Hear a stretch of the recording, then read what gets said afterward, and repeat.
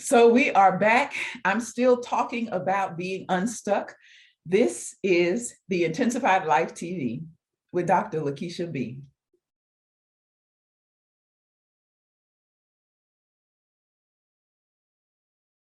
So now we are talking about being unstuck, and I really wanted us to be able to move forward. Hopefully you've seen the other videos and you've been able to even get a little bit deeper into what I shared from the book of Ezra.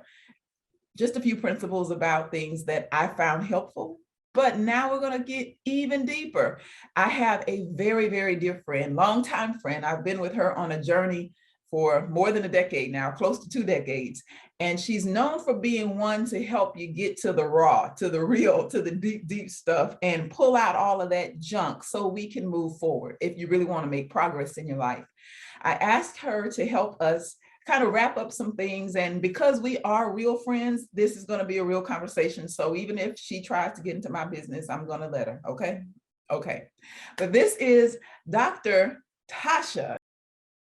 She is a therapist, a counselor, a coach. You know, she does all that stuff that people need right now about these days. And she's all the way in Florida, but I'm so grateful she decided to get up this morning and to talk with us and help us kind of wrap up this idea of getting unstuck so we can make progress. Hey, how are you? Hey, how are you? Wow, I'm so excited. And I love the Dr. Lekesha B. I love that. That was great. Well, you know, things are moving in life. They are. Listen, I took a page from your book, Dr. Tasha. I didn't want to be Dr. Keisha, but you know, my life is like all of this hodgepodge of stuff. And I wanted this to be a place, a safe space where I could blend a lot of the Christian principles, ministry, and all of that, but then my background in counseling and psychology. And I'm going to leave the heavy lifting though to people like you and one of our other guests. You know, our common mutual friend, Muriel Williams, who's a LPC. Oh, yes. I'm glad I know good people. So let's get into this. Tell me, first of all, how are you and what do you hear? What does it mean to you when you hear the word or somebody says to you, I feel like I'm stuck or I need to get unstuck? What does that typically bring up in your mind? Definitely someone that is exhausted. That's the first thing that comes to mind. To want to get unstuck means that you, in their minds, they have tried to ... and it hasn't happened. So whatever that is, it definitely is the first word, is exhaustion. Probably the second thing that comes to mind is someone that is lost. That's a word that a lot of people don't like to use to describe themselves, but it's definitely lost, that they're possibly lost in terms of direction or wanting to be somewhere and that they are not. Yeah, that's the first word that comes to mind when I think of someone that is stuck, frustrated. Okay. So if you want a person or someone wants to get out of that space, what are the typical things that you try to dig into to help them realize the reasons why they may be there and what may need to change? Okay, so what I always like to do when it comes to finding a way for them to get unstuck is to first identify how they got stuck. So that's a whole conversation. That might be 2 or 3 sessions in my office, because they have to identify maybe like what was normalized in their household. You know what I mean? Like, are they stuck in a relationship that's not, you know, is no longer growing or out of season? And it's like, okay, yes, you are stuck, but where did you learn to like stay where you're stuck? Someone taught you how to stay where you're stuck. You know, I know that sounds interesting, but you can actually move while you're stuck versus some people stay while they're stuck. Another thing about getting, about reflecting on why you're stuck is to figure out like how you got there. So it's kind of like a maze. You know how sometimes you, you know, we've always seen in cartoons where the mouse is like trying to find the cheese, and it's like, where exactly is the cheese, and then where exactly is the door that I came into, because now you can't find it and you're literally like in a place, and possibly frustrated. It reminds me of, you ever went somewhere like an amusement park or something where there's a parking lot and you literally like were so excited to go that you parked somewhere. Yeah. And then you leave and you need to find row A through Z, 1 through 26. I mean, you know what I mean? And you don't remember where you parked. So excited to go. And so could you imagine having to be like stuck in just the idea of like, I know I need to find my car, but I have no idea how to get to it. That's a good one. That's a really good analogy. Because sometimes I think about how I've been just in the grocery store. It's not an amusement park. It's been just a grocery store. Lord. And Just you three get, and you're rows, you can't find your car. Right. You hitting the little sound yeah. of the alarm, trying to find out where some direction. Basically, you're looking for something that'll give you a reference to guide you to a place where you need to be. That's a good one. I like it. Yeah, it's crazy. And then you get in your head. So you could be like stuck in your head. That's a place to be stuck, which is, you know, you could overanalyze, or some people always say like, I'm always overthinking, and you can like almost think yourself out of a good idea because you then second guess yourself. And it's like, what are you doing? You know what I mean? And the crazy thing is like, you're going nowhere. Now you are hella tired though. You know what I mean? Like you are on this gerbil wheel doing so much, breaking a whole sweat, going where? Nowhere. So that's an unfortunate kind of stuck, you know, because you're actually doing some work and then you're still like, there's no direction. So yeah, getting on track, getting off track. I was thinking of something when it comes to evaluating. It was something that came to mind this morning about, the idea of self-reflection. Okay, you ready for this? I guess so. Do I have a choice? I know. Oh, what about the times where it's like bigger than you? You know, like, so I just want to validate. Sometimes we're always like, what's wrong with you because you're stuck? But what if like literally whatever's happening is kind of bigger than you, meaning you have never like have to address this. You know, you've never had to make this big decision and you're stuck because this is a new thing. And I just want to like co-sign that it's okay to be stuck in that time. Just don't stay there long, but kind of allow yourself to kind of give yourself some grace that it makes sense that I'm stuck here. So I was thinking about that this morning about being stuck in like a new decision because it's a huge decision, but you've never done it. Right. Yeah. So yeah, you don't have a frame of reference, right? You don't have a frame of reference. Zero. You really have never experienced all the feelings that go with this new big thing, and everything about that. What your history is, or whatever more is going on in your life, you just got a lot to work through. So actually being stuck is not a negative if you use it as a time to pause and evaluate and get what you need so you can make the right decisions, or so that you can feel a little bit more secure in moving forward. You don't have to, maybe it's part of reframing being stuck. Maybe it's just a pause for purpose. Yeah, pause is a good word. Mm-hmm. Yes, it's a pause with purpose. I'm glad you mentioned those things. So some of that, let me just pause. This is my little quick infomercial piece. Let me just say to those who have not viewed the link that I put up about the spiritual principles that I found in the Word of God in the book of Ezra, that's actually one of them. And I want you to go back and look at that, because being stuck doesn't always have to be a negative. You can have a standstill, a pause, but it's really good to reevaluate, to reflect, to dig deeper into what's going on inside of you. And then, as Dr. Tasha said, if you are experiencing something that is much bigger, much greater, beyond you than you've ever experienced, taking the time to get the resources you need. Maybe it's time to get information, educate yourself, just sit down and even have a therapist, have a counselor, talk through some things so that you can get a better perspective that will release you, that will free you up, so that you can be clear and have clarity to move forward and make the right decision. So just think about reframing being stuck as a purposeful pause. All right. I just have to throw that in there. Go back and watch that video. Okay. I'm not going to say anything else. So let's get back to Dr. Tasha. Let me hear a little bit about, how you would maybe even talk to someone who might be in that space. Now, here's where we're going to be. This is the sister girl part. So I'm going to let you put me in the hot seat. Oh, wonderful. Anyone can come on the couch. I am always welcoming that. Yes, I know. So, I'll be your subject today and say that part of this series and everything that I've been talking about doing for more than a year, maybe some of it even close to 2 years, has been stuck inside of me, because I'm the example of what you described earlier, the paralysis of analysis, thinking over and over, totally going just beyond what's necessary to evaluate, to dissect, and then deconstruct and reconstruct and pull it all out and put it back together. Why I should do it, why I shouldn't, what would it look like? Do I have the time?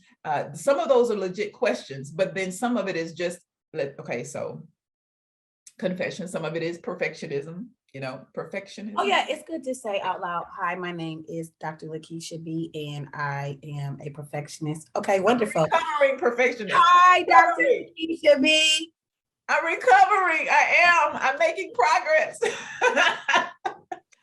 That's true though. So let me ask about just being perfect alone in your heart or head, wherever you want to answer this. Do you actually think that's a destination that can actually be that where you can actually arrive? Oh no. So this is why I say I'm recovering, because I am much better now than I was some years ago.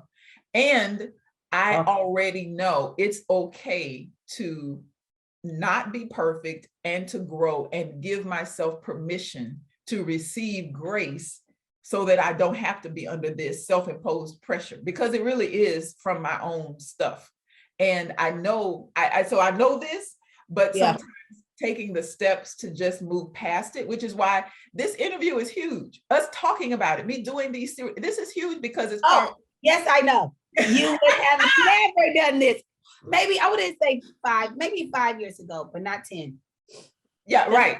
Absolutely. And you know what? Some things happen to us. Let me just say this too. Some things get us stuck and we have to work through it because maybe it's also about where you are in life, in a new season, a different space. And after you've had enough time to really think about, how so let me put it like this. You know how little kids seem to not have, some kids just have like no fear. They'll go jump in the pool, never had swimming lessons. They'll go do some great things because they don't have the years of experience of failure or disappointment to reference. They just know, oh, I'm excited, let's do it. And there's a part of that childlike piece of me that loves adventure, like new things, and that. But then there's also some tried and true trials and tribulations that I think sometimes just give me pause. You give me a reason to think twice or 3 times, because I know either the work that it will require, how it will change my life, how it will impact me, the attention it will draw, just the criticism, all the other stuff that goes with it. When you're kind of naive, you don't have all that to think about. So you just have more invested in the decision, because it's not just about me, and it's about where I work. It's about my family. It's about all these other things that I didn't think about the same way maybe 5 or 10 years ago. So that's also a lot of people have a hard time. I know this for sure. Have a hard time just saying that out loud. Like, I actually have a fear of judgment, like just to say it, because in your mind, I don't care. I'm fine. I'm just going to do it. But you're actually like thinking about how others will receive you or how others will react to. So you really do care. Now, of course, we should be mindful, but to actually be fearful and sometimes not do something because you're wondering about the judgment or the criticism, using your word earlier, that'll keep you stuck for years. Forever. It really will. Forever. Yeah. Oh my gosh. I just can't. Could you imagine how many people would be like there's a lady I was talking to yesterday and be their higher self. Like if you could actually become your higher self, like what if we were all walking in our higher selves and the lowly things that we used to do were like not even an option, or those things that keep us stuck in fear of, oh my gosh, it'd be a different world. It would. That's what total freedom is. That's what truly living as a free, authentic person is, that you have no fetters, no chains, no bondage.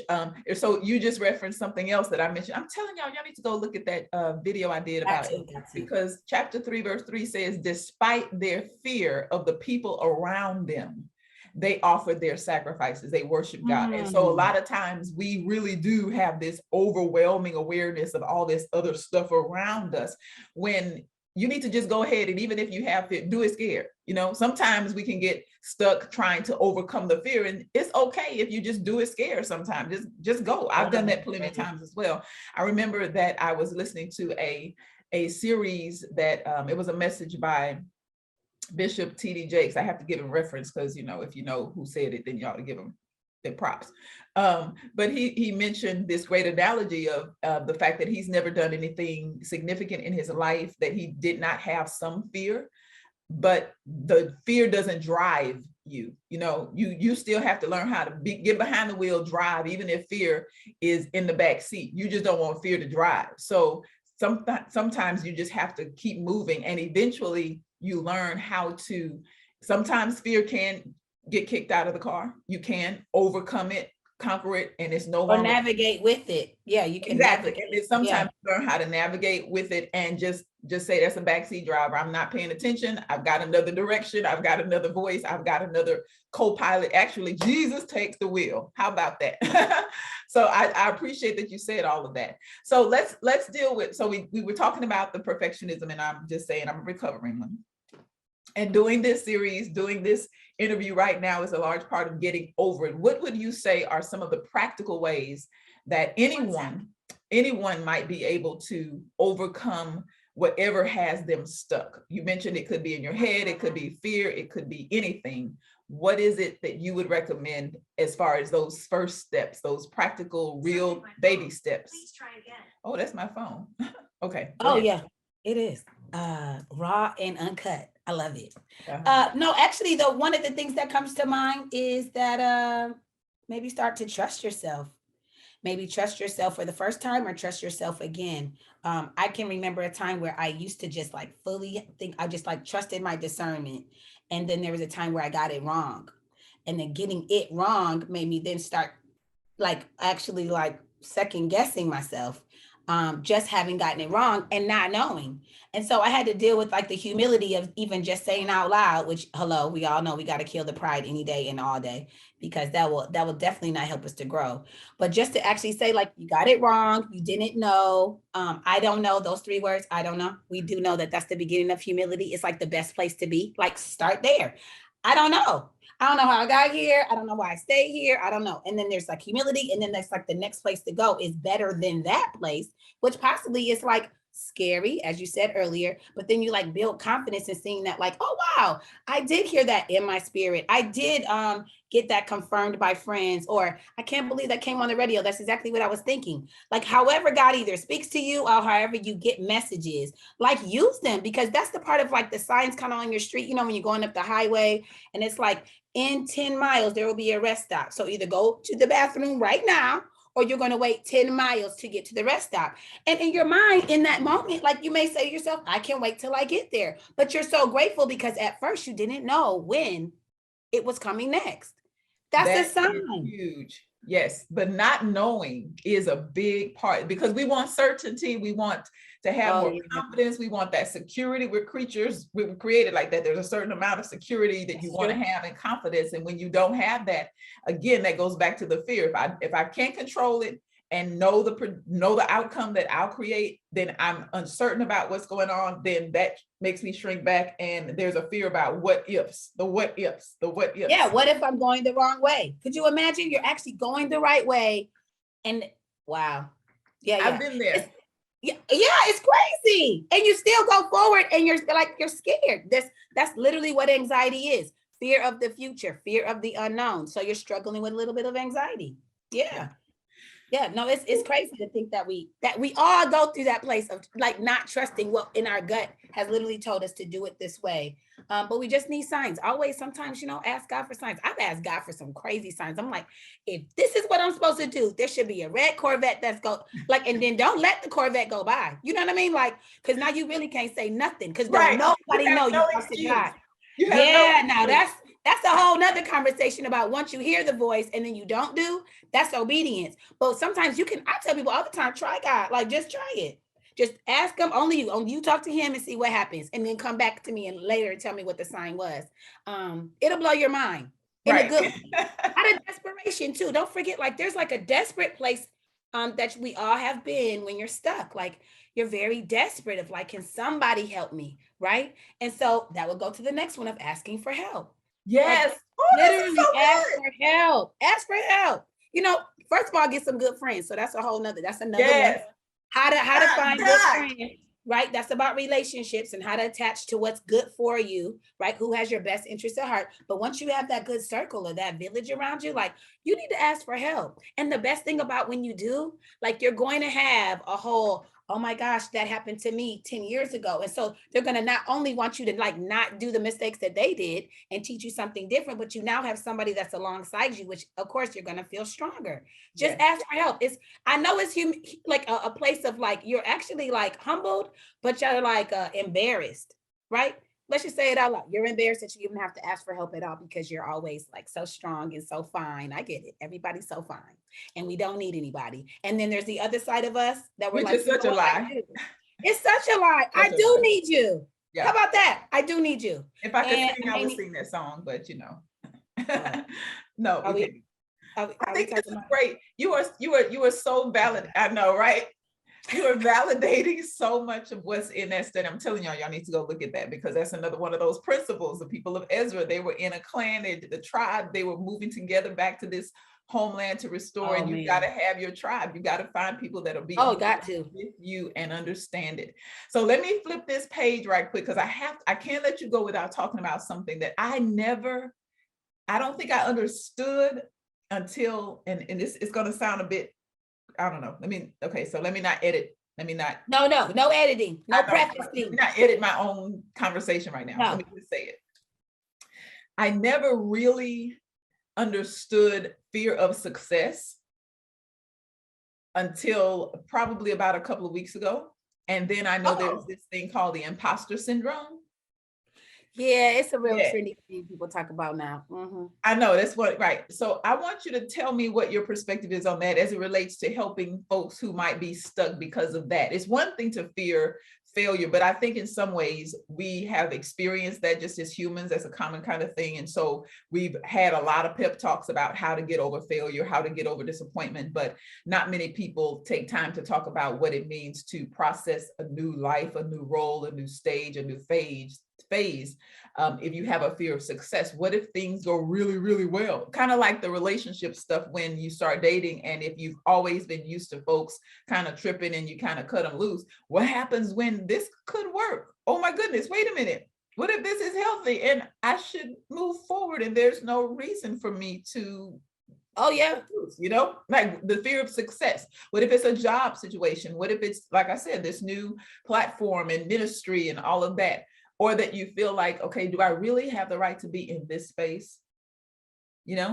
Talk to me a little bit about that, because that can get you stuck. Like you just get kind of like deer in the headlights, like, okay, what do I do now? Because nobody told me how to embrace a good thing. The imposter syndrome is, I guess I'll touch on that in a second. But the first thing is about the fear of success. So the fear of success is different than the fear of failure, because let me tell you about the fear of failure. The fear of failure will have you not try, right? So you never take the risk.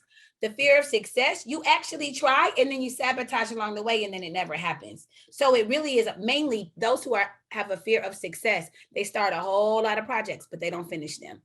They got so many things of what they gonna do. I always talk about the Amas.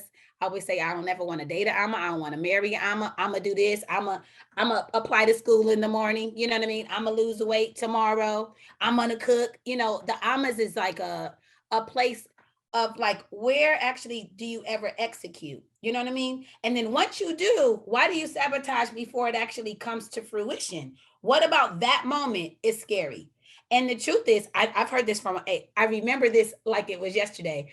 This lady said out loud. Now, of course, we had to get there. That's the beauty of like being on the couch, is someone can actually guide you.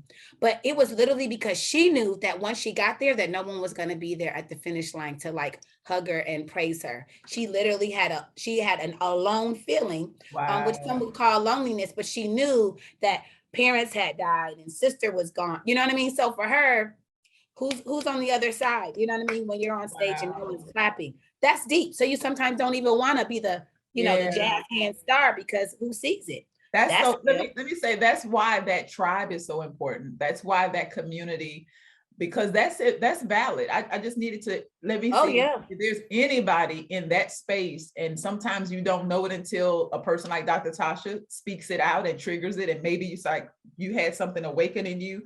I just wanted to pause and give somebody a moment to really sit with that and acknowledge it, because it is important to be seen. It is important to celebrate. We think about having companions and a tribe when we're down and times are rough, but it's just as important when you want to celebrate and rejoice and have somebody share those highlights, those milestones. And I can attest to that. I remember a time in my own life that I I realize it's just as important to have somebody to go and say, hey, let's go celebrate this good news. Oh, and yeah. around and you don't have anybody, and it's like, oh, okay. And it kind of deflates some of that. And I get it. So for all the deep people, let me just say this, I get it. You got you and the Lord, and you can celebrate with Jesus by yourself. Yeah, but we are created as relational beings. I do believe the scriptures say rejoice with those who rejoice. That's also in the text. So it is part of being in community and being whole. So these deep folks, they know too. That's why they want to go to church. The whole point of the fellowship of the saints. So you so deep, but that's the point. You need folks around, even if it's just collective worship. It changes the same worship that you do. The atmosphere changes when there are others with you. Oh, yeah. That's good. I like that you said that. I'm sorry. Oh, yeah, I hollered like we were on the phone. I got my sister girl. Yes, yeah, exactly. Even though we're like right here. Right. There's another one about so we talk about the fear of being alone. Oh, what's the point? Okay, so you may have girlfriends like this. I definitely know plenty of 30-some, 40-some year old women who are unmarried, single, and literally they how can I say this? They don't even sometimes want like to buy a house because that would be just a bigger space to be reminded of who's not sharing it with them. So what would be what's the point to own if I'm like still not married? Like, like they don't even want to own, they want to rent for another 10, 15 years. So even being like complacent, right? Ooh, no one likes that word. Like to literally be stagnant, even though you have the ability, the resources, and all of this to like move forward. And all you can think about is like, it's not going to be what I thought it should be by this point in my life. So you're also sometimes stuck in your own daggone fantasy. Okay. The fantasy you had when you was 18 of I was supposed to be this when I was 30 and I was supposed to be this when I was 37. And then now you're 43 looking at yourself talking about, well, what had happened? Right. And so now we're stuck. Do that again. Turn your head like. What had happened? So I was a whole like 19 like yesterday. And then now I'm 38. Like literally you can even be stuck in like a window. And I have a lot of reasons of why we can actually not even see when we're like growing. No, chronologically getting older, but not growing, right? And so you're actually in a numb, stuck window, and you're now 38, 20 years from your dream happening. And like, that's a deep, scary place when your fantasies don't come true. Been there 1,000 times before, right? And then you got to be creative. So that's one of the answers to your questions from like a few minutes ago, was to get creative. Yes. Right? And find some new level of self-acceptance. So this ain't folks that's just, down and out and solo and help me, Lord. I'm not talking about those. I'm talking about everybody thinks you're actually great and you actually like yourself and you're confident in yourself and all those things. And then now you have to get creative because there's something different about this. This is hitting you different. Whatever that is. It could be like a new employee because you have a business and it's like, I don't know what it is about this, working relationship or this new partnership in terms of like, what do you call it? Corporate, even in a corporate setting, it can actually get you to a place of having to get creative because what always worked now doesn't. So I always want to tell anybody to get unstuck would also be to exhaust all your resources, like check all the boxes, like every last box, like, have you tried this? Same for losing weight, right? There's 1,000 ways that folks can say, oh no, it don't work. Like I already did the Atkins, you done called every I don't know all the dietary program. All that, the cabbage soup from the 90s, you still trying to put the cabbage in the water with the onions and right? We got the lemon pepper cayenne. I mean, the lemon juice with I get it. You have, in your mind, you have checked most of the boxes. And I'm gonna use the word most, but there's a part of you that knows you haven't checked all. And all may be, and this is crazy. I remember learning this when I thought I want to be a medical doctor, is that you can actually lose a lot of weight during your sleep. So the idea that you're sleep deprived is also not helping you to lose weight. Ooh. Could you imagine that? Because your energy is actually just trying to keep you functioning. But when you get 8 hours of sleep, think about it. The next, 16 hours of the day of being awake can be functional. But when you're like sleep deprived, y'all know, it almost feels like there's like a drunkenness, you're almost like high and like you're forgetful and you're not on your game, right? So even your body can't do what it was trying to do while you got your lemon cayenne pepper juice and your cabbage soup in your mind. You're doing everything. You've gone on your walks. You haven't really gone on your runs, but you've been going on your walks. Don't even let me talk about that because that's exhausting our resources. You see how deep that is? Don't no one wants to say that out loud. Have you, even for those that aren't trying to lose weight, but you're out of energy, because we always want to say because you're overweight, then you're this. What about you? You looking all types of fine, but you need to take some vitamins because we get older. We have to take care of ourselves, right? Hair falling out, but you're fine in the body. Okay, maybe we want to take care of that. That's a real thing. Yep. How much water do you drink? So Yep. exhausting our resources ain't, make sure you get all the boxes checked. Because that's when I even say you can get to the point to look at God and be like, so now what? Now, what else do you want? You want a right lung? That's my favorite place to get to. I done given you everything. I have tried all things that I know. You know what I mean? That's the best place to be, because you're just waiting. Like, I literally know I'm expecting better than this, or I'm expecting greater than this. But you can only get there in like I don't want to call it entitled, but it's a very confident place when you have exhausted all resources. And you probably might find there's like one more box that maybe you shaded half of it, but you didn't really get to it. And then that's the moment you're like, oh my God, I totally forgot. ... That's it. Yeah. And that could be the key. That could be the whole time. Yeah. The discipline to be disciplined, or to be proud of yourself versus being self-critical. Could you imagine it? You do all this work and then you never like stop and praise yourself. Mm-hmm. You know what I mean? And then you're wondering like, why am I unhappy? And it's like, well, how do you talk to yourself? Like, is it positively or negative? You know, and you have to like let go. You could be stuck in negativity. Yep, how many folks get stuck in complaining and almost just comparing yourself? This social media TikTok world, oh, I love it. I think it's so much fun. Like the comedy is everything. But I could imagine someone that doesn't have a strong sense of self. It's like, man, my family doesn't dance on the stairs. We don't even know how to dance. Could you imagine that being your whole real life? Like everybody, because this one TikTok somehow is everybody. Like, let's start with that. One TikTok equals everybody. And that's what your mind does. And you're literally comparing, oh, we all don't have a pair of pajamas that are the same at Christmas. You know what I mean? Like, it's okay. Tell everybody to put on them brown pants, you know what I mean? Or the jeans and that one white t-shirt and take your picture. You know, do it your way. Own it differently. You know, you don't have to stuck and be in that place of negativity, which is very dangerous. That's it's toxic. Yeah. It's toxic. It's like it's not just stuck, it's like a downward spiral once you get there and stay there too long. And it takes a lot more to dig yourself out of that, which is why we need help, which is why talking about it, getting that tribe is so important. Wow, this has been so good. Let me ask you to wrap up what you would say as you look at 2022 in this new year. The word I heard, unstuck, was really about talking about all of these things you discussed and our other great videos that have been done with the other couple of interviews. So now I want to talk about moving forward. In the last maybe 2 minutes we have here, tell me, because you've already given a lot of good advice. So we got a lot. Somebody is going to need to go back and just replay all of this and hear it again, because somewhere in here you will hear yourself. And this is a part of getting unstuck. First of all, for the rest of this year, so we're in January, and January is pretty much over. It may be done by the time someone watches this, but it's never too late. The point is we get to a place where we start, making resolutions, and you want to start this new thing, or you make a goal. I'm going to do X, Y, or Z on this date.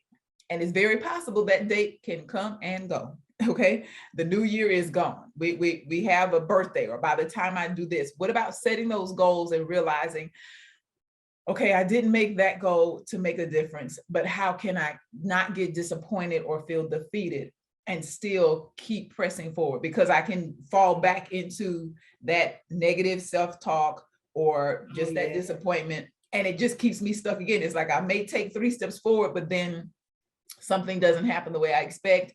The day comes and goes. I have set myself up for this powerful interview. I finally got the, guts to go after it, but I'm not hired. And then, you feel deflated. So how do you just help keep pressing forward? The perfectionist. Okay. I started it.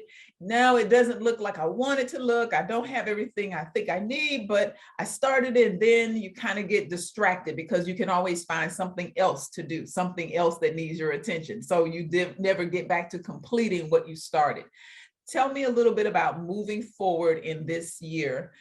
some things that we can keep in our minds, hide in our hearts, keep in our toolkit, whatever illustration you want to use, so that when we get to those points, we don't stop moving forward. We keep going, or we keep that hope alive, if you will. Two things come to mind to close it out is about envisioning yourself unstuck. That's good. Thanks. Just envision yourself unstuck, and it's almost like ask God for a little peekaboo, like just a little peekaboo. Sometimes, when someone knocks on your door and then you just want to see who it is.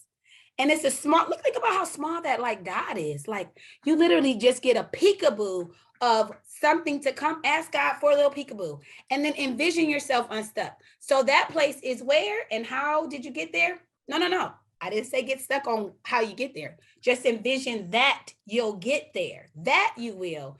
Because then that would help your belief in self, right?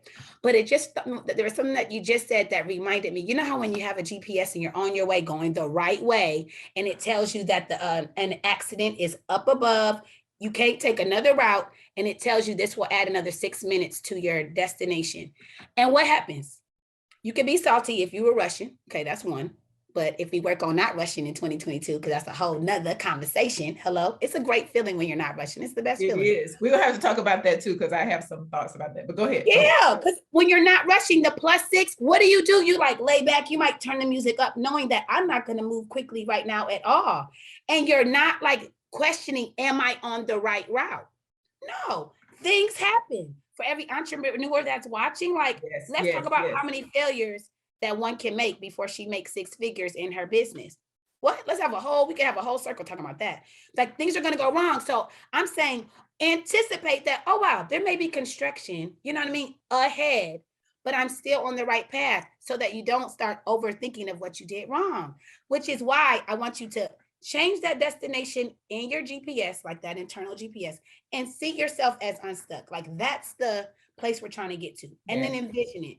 And when I get there, I'm going to be so proud of myself because I endured all the obstacles that were behind me or that were ahead that I overcame. Right. Like it's the best feeling, which is totally freedom. As you said earlier, the best place to be is to live free. Yeah. Free and authentically in your own being as God created you. And sometimes those accidents, whatever you said, just go ahead, be okay if you made a mistake and whatever. Sometimes things happen, life happens, and it's not even about you making a mistake. It's because something beyond your control. Way beyond. It's so much bigger. And so we can't internalize that.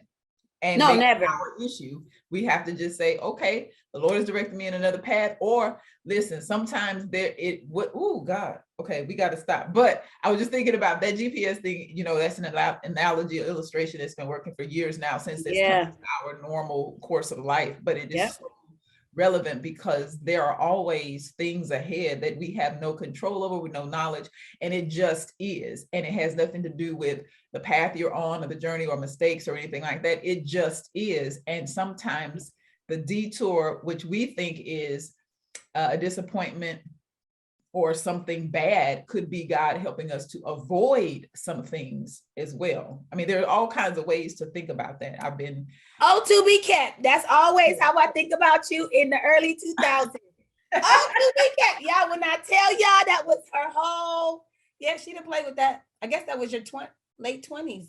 Yeah, just like you just didn't play with, you know what I mean? Just or what just that young adult level of life of just to be grateful that God is keeping you, which is what you're talking about. For some things, right? Yeah. So that's really, I really appreciate this conversation. I know we could go really seriously. We're probably going to come back together because there was so much in this that we could unpack for another 45 minutes to an hour.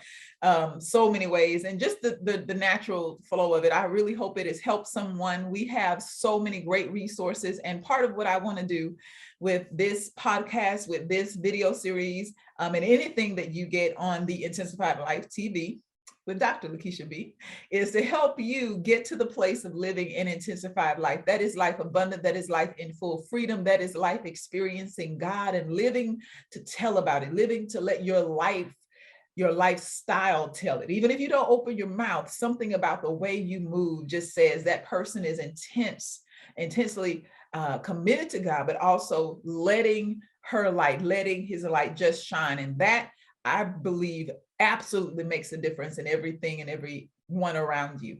Dr. Tasha is available. And if you need that one-on-one session for somebody to get in there, help you unravel, unclog the pipes, get unstuck, you can check her out on social media. She's on Facebook, she's on Instagram. You go to her website, drivebytherapy, right? .com. Yeah. .org. Drivebytherapy.org. One of a dear friend. And listen, let me say, this isn't just about your individual space. If there are couples that feel like you're stuck, oh, all day. That's another series and a whole what? What did I sign up for? Yes, that's what it's going to be called. Yes. Yeah, we're gonna come back to that and talk about it. So I need y'all to go ahead and follow her, check it out. She's got some great stuff. She counsels, does the sessions for Christians and non-Christians. So I don't want you to feel like you have to ascribe to our worldview, but if you just want someone who can help you navigate those stuck spaces. And we always got to say the hurt saints. So folks are the saints and then the hurt saints that's been injured. That's we true can talk too. About it, and you know what I mean? That's very right true. There in the middle. That's very true. You can come on the couch too. Absolutely. The whole spectrum. Let's just say that the whole spectrum, wherever you fall on that. But I am grateful that in the many years we've known each other and prayed and cried and prayed and talked and laughed and all of that. I'm only bringing people to you that I believe will really, really be a blessing. And as I said, this is all about getting you to that place where you're not stuck. And this series, I hope, will be one you refer to many times. Subscribe, like, share it with a friend, and make sure that you let him or her know that life is better when it's intensified. I'm going to leave you with, you have any other final thoughts before we go? Oh, no, thank you. This was great. This is great. I know this is the beginning of something that I can't wait to see. Like, you're going to be like blown. Your own mind's going to be blown by this. Okay. I'm going to say, okay, Lord, but I'm going to remember this. Yeah. Starting it out. Because you're doing it scared. You're doing it. You're doing it. Absolutely. Absolutely. But my motivation is really to help someone else. And I know some great people like yourself who can help me help even more. So thank you again for being here. And to everybody else who has been with us this far, go ahead and share this with someone else. Grow with us. You'll see from this early stage to wherever the Lord allows us to go with that little peep, that little peekaboo of whatever that greater vision is. We're just going to take the ride. I always say I'm on adventures with God, so who knows where it will land, but I'm trusting that this will be a blessing to you, and know that the intensified life is real. Until we're back together again, check out those other videos and interviews about getting unstuck, and let's see where the Lord wants to take us. Have a great day. We'll talk to you later. Bye.